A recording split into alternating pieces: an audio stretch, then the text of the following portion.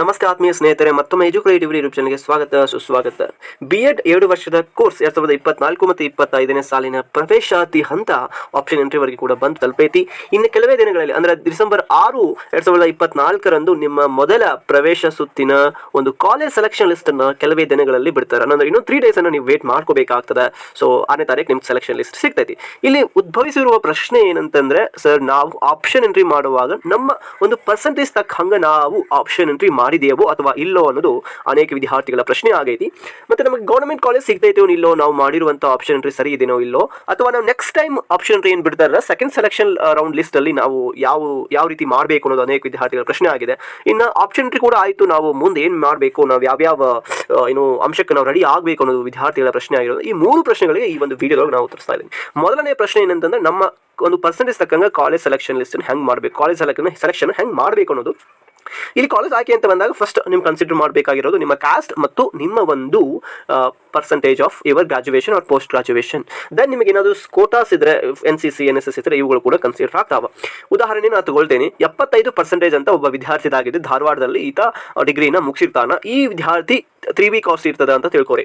So ಇವನಿಗೆ ಏನು ಬೇಕಾಗಿದೆ ಅಂತಂದ್ರೆ ಗೌರ್ಮೆಂಟ್ ಕಾಲೇಜ್ ಬೇಕಾಗಿದೆ ಧಾರವಾಡದಲ್ಲಿ. ಸೊ ಈ ವಿದ್ಯಾರ್ಥಿಗೆ ಒಂದೇ ಒಂದು ಗೌರ್ಮೆಂಟ್ ಕಾಲೇಜ್ ಇದೆ. ಇಲ್ಲಿ 75% ಹಾಕಿದವರು ಕೂಡ ಫಸ್ಟ್ಗೆ ಪ್ರೇಯರ್ ಕೊಡೋದು ವಿದ್ಯಾರ್ಥಿನೇ, ಮತ್ತು 85-90 ಮಾಡಿದವರು ಕೂಡ ಫಸ್ಟ್ ಪ್ರಿಫರೆನ್ಸ್ ಕೊಡೋದು ಗೌರ್ಮೆಂಟ್ ಕಾಲೇಜಿನೇ. ಸೊ ಈ ರೀತಿಯಾಗಿ ಎಲ್ಲರಿಗೂ ಕೂಡ ಗೌರ್ಮೆಂಟ್ ಕಾಲೇಜ್ ಸಿಗಬೇಕು ಅನ್ನೋದು ಆಸೆ ಆಗಿರ್ತೈತಿ. ಸೊ ಹೀಗಾಗಿ ಆ ವಿದ್ಯಾರ್ಥಿ ಕೊಟ್ಬಿಟ್ಟಿರ್ತಾನೆ.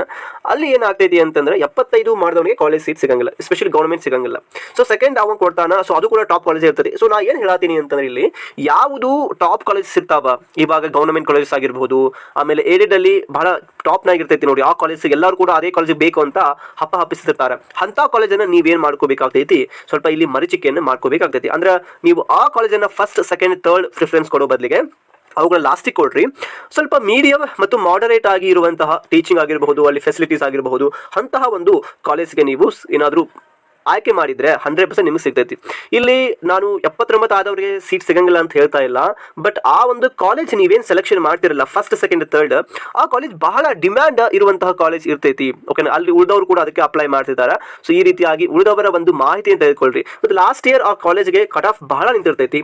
ಸೊ ಅಂತ ಕಾಲೇಜ್ಗೆ ನೀವು ಅಪ್ಲಿಕೇಶನ್ ಹಾಕಬೇಡ್ರಿ, ಎಸ್ಪೆಷಲಿ ಆಯ್ಕೆ ಮಾಡಬೇಡ್ರಿ ಅಂತ ಹೇಳ್ತೀನಿ ನಾನು. ಸೊ ಅದನ್ನ ನೀವು ಲಾಸ್ಟಿಗೆ ಇಟ್ಕೊರಿ. ದೆನ್ ಸ್ವಲ್ಪ ಮೀಡಿಯಂ ಮಾಡರೇಟ್ ಇರುವಂತಹ ನಿಮ್ಮ ಒಂದು ಪರ್ಸೆಂಟೇಜ್ ತಕ್ಕಂಗಿರುವಂಥದ್ದು ಮಾಡಬೇಕು. ಯಾಕಂದ್ರೆ 89% ಆದ್ರೆ ನೀವು ಹಾಕಬಹುದು ಗೌರ್ಮೆಂಟ್ ಕಾಲೇಜ್ಗೆ. ಬಟ್ ನಿಮ್ದು 75, 76, 78, 79, 80 ಇದೆ ಅಂತಂದ್ರೆ ನೀವು ಯಾಕೆ ರಿಸ್ಕ್ ತಗೊಳ್ತೀರಿ ಅಂತ. ಸೊ ನೀವೇನಾದ್ರೂ ಆ ರೀತಿ ಹಾಕಿದ್ರೆ ನಿಮಗೆ ಸಿಗಬೇಕಾಗಿರುವಂತಹ ಒಂದು ಪ್ರೈವೇಟ್ ಅಥವಾ ಆಡೆಡ್ ಕಾಲೇಜಸ್ಗಳು ಕೂಡ ಸಿಗಂಗುದು ಬಹಳ ಡೌಟ್ ಆಕೈತಿ. ಅದು ಇಂಪಾರ್ಟೆಂಟ್. ಇನ್ನು ಎರಡನೇದು, ನಿಮ್ಮ ಕೋಟಾಸ್ ಅದಾವ, ನಿಮ್ದು SC ST ಕಾಸ್ಟ್ ಇದೆ, ಅದ್ರ ಜೊತೆಗೆ ನೀವು NCC NSS ಇದೆ ಅಂತಂದ್ರೆ ನೀವು ಗೌರ್ಮೆಂಟ್ ಕಾಲೇಜ್ಗೆ ಅಪ್ಲೈ ಮಾಡಬಹುದು. ಬಟ್ ಅಲ್ಲಿ ನಿಮ್ಮ ಪರ್ಸೆಂಟೇಜ್ ಕೂಡ ಚೆನ್ನಾಗಿರಬೇಕು, 85 ಅಬೌವ್ ಇರಬೇಕು, ಅಂದಾಗ ನಿಮ್ಗೆ ಸಿಗ್ತೈತಿ. ಇನ್ನು ಸೆಕೆಂಡ್ ಕ್ವಶನ್ ಏನಂತಂದ್ರೆ, ಇಲ್ಲಿ ಅನೇಕ ವಿದ್ಯಾರ್ಥಿಗಳು ಕೇಳ್ತಾ ಇದ್ದಾರೆ, ನಾವು ಆಪ್ಷನ್ ಎಂಟ್ರಿ ಕೂಡ ಆಯಿತು, ಇವಾಗ ನಾವು ಸೆಕೆಂಡ್ ಏನು ಮಾಡಬೇಕು ಅನ್ನೋದು. ಇವಾಗ ಡಿಸೆಂಬರ್ 6ನೇ ತಾರೀಕು ಮೊದಲ ಒಂದು ಸುತ್ತಿನ ಪ್ರವೇಶಾತಿಗೆ ಕಾಲೇಜ್ ಸೆಲೆಕ್ಷನ್ ಲಿಸ್ಟ್ ಅನ್ನು ಬಿಡ್ತಾರ. ಸೊ ನೀವು ಬಿಟ್ಟಾದ್ಮೇಲೆ ನಿಮ್ಮದೇ ಒಂದು ಲಾಗಿನ್, ಈ B.Ed ಲಾಗಿನ್ ಅಲ್ಲಿ ಲಾಗಿನ್ ಆಗಿ ನೀವೇನು ಮಾಡಬೇಕಾಗ್ತೈತಿ, ಆ ಕಾಲೇಜ್ ನಿಮಗೆ ಇಷ್ಟ ಇದ್ರೆ you can go for a challan print out. Okay, ಒಂದ್ಸಲ ಚಲನ್ ಸಿಕ್ಕರೆ ನಿಮಗೆ ಅದು ಆ ಕಾಲೇಜ್ ಅಲಾಟ್ಮೆಂಟ್ ಆಯಿತು ಅಂತ.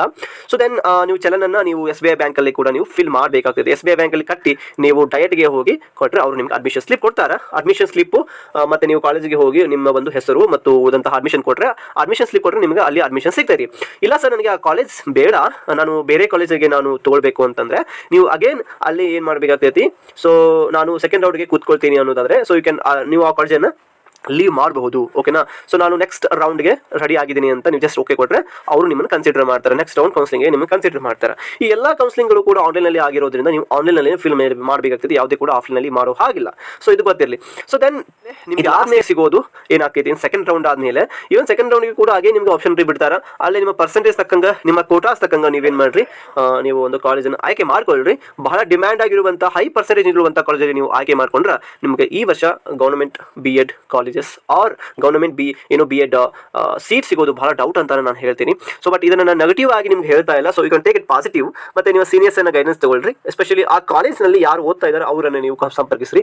ಲಾಸ್ಟ್ ಇಯರ್ ಯಾರ್ಯಾರು B.Ed ಅನ್ನ ಅಡ್ಮಿಷನ್ ತಗೊಂಡಾರಲ್ಲ ಆ ಕಾಲೇಜಿಗೆ ಸಂಬಂಧಪಟ್ಟದನ್ನು ನೀವು ಹೋಗಿ ತೆಗೆದುಕೊಂಡ್ರೆ 100% ನಿಮ್ಗೊಂದು ಮಾಹಿತಿ ಸಿಗ್ತೈತಿ. Thank you so much for watching this beautiful video. Have a good day.